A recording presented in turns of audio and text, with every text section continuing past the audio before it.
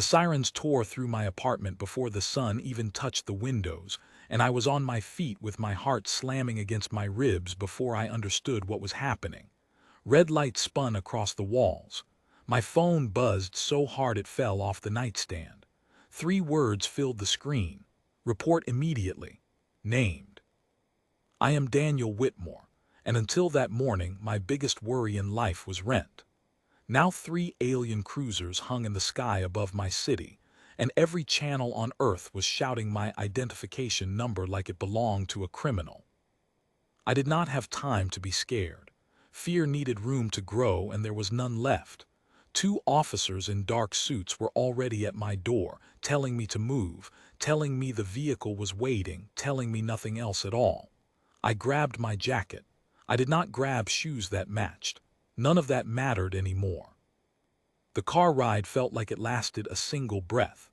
Outside the window, the streets were empty in a way I had never seen them, swept clean by warnings that had gone out while I was still asleep.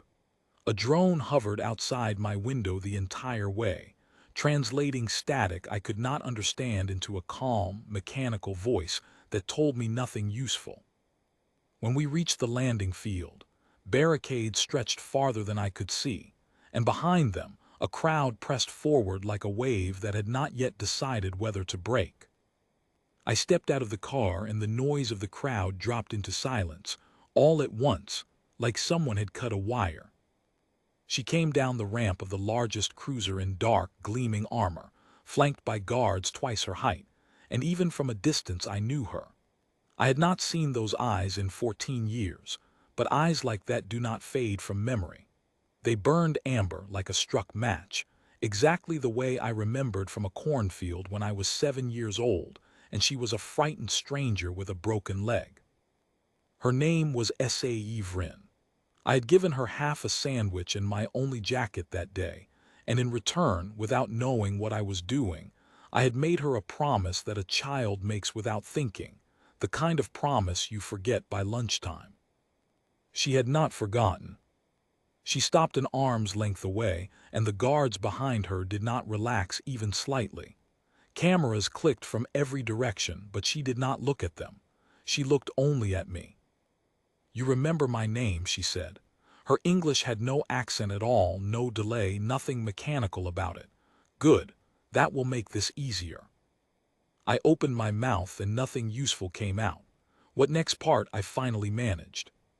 14 years ago you swore an oath of marriage to repay a life debt, she said. It was witnessed. It was recorded. I have come to collect. Behind the barricades, the crowd broke into noise so loud it rolled over us like a wave crashing on rock.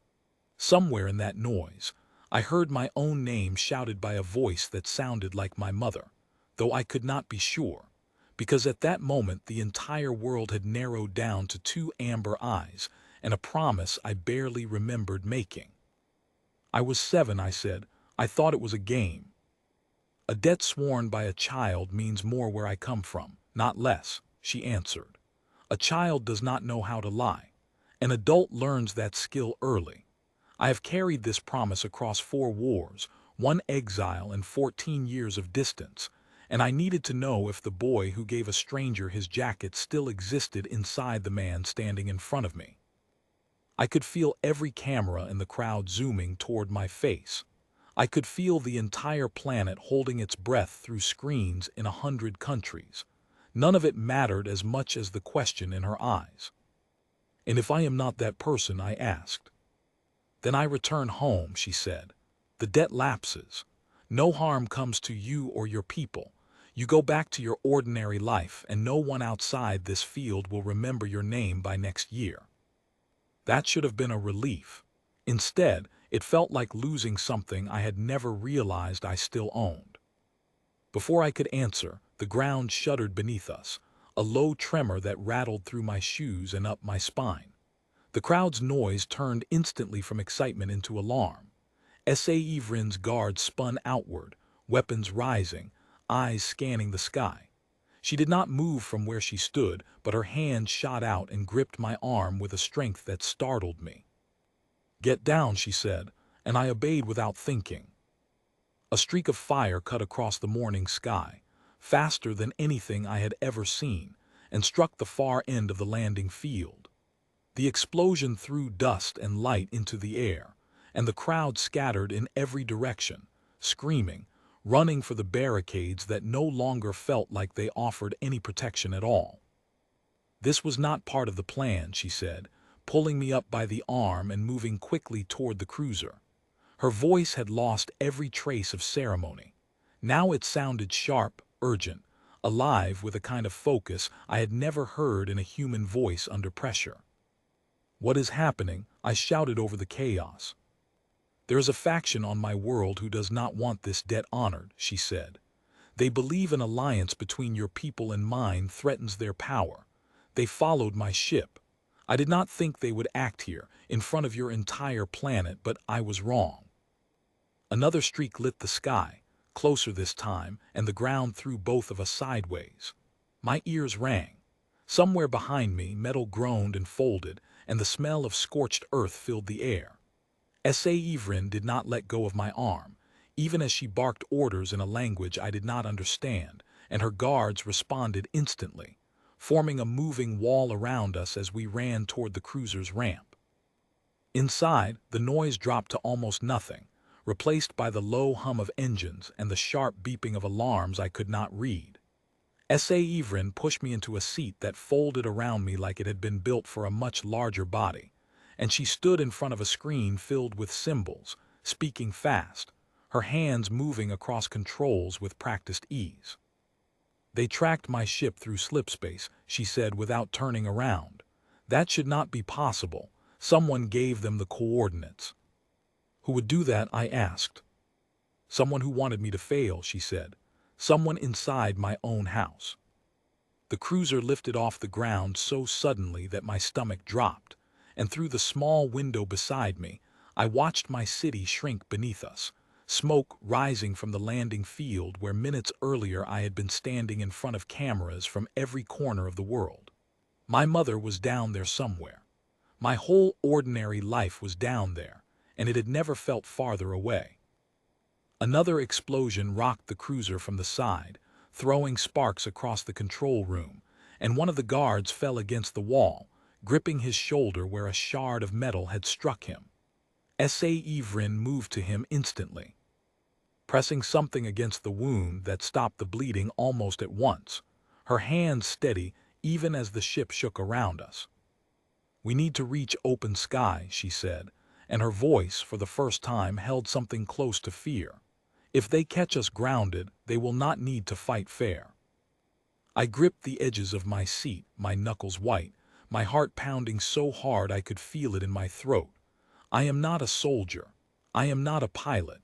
I did not know how to help her, and that helplessness scared me more than the explosions outside. "Tell me what to do," I said. She turned, surprised, as if she had forgotten I was capable of offering anything at all. "Hold this steady," she said, guiding my hands to a panel of lights beside her chair. "If it turns red, tell me immediately. Nothing else. Can you do that?" "I can do that," I said, and for the first time since the sirens woke me, I felt something other than fear. I felt useful. The ship climbed higher, shaking less with every passing second, until the deep black of open sky replaced the blue of morning outside the window. The panel in front of me stayed steady, green lights holding firm, and slowly the alarms around us began to quiet, one by one, until only the hum of engines remained. "We are clear," one of the guards finally said, and the tension in the room broke like a held breath finally released. Ivrin sank into the seat beside mine, exhaustion written across her face in a way that made her look, for a moment, exactly like the frightened girl I had met in a cornfield 14 years ago. "I did not expect this," she admitted quietly. "I came here to ask you a question, not to drag you into a war." "Ask it anyway," I said. She looked at me for a long moment, her amber eyes searching mine, and then she asked the question she had carried across 14 years and countless light years to deliver. "Do you still choose me?" she asked. "Not because of any debt, not because of any oath sworn by a frightened child, but because of who we are standing here right now." Outside the window, the stars stretched endlessly in every direction, and somewhere far below, my ordinary life waited, forever changed by everything that had just happened. I looked at her, at the girl who had once been a stranger and had become, without either of us fully understanding how, the center of everything happening around me. Yes, I said, I still choose you.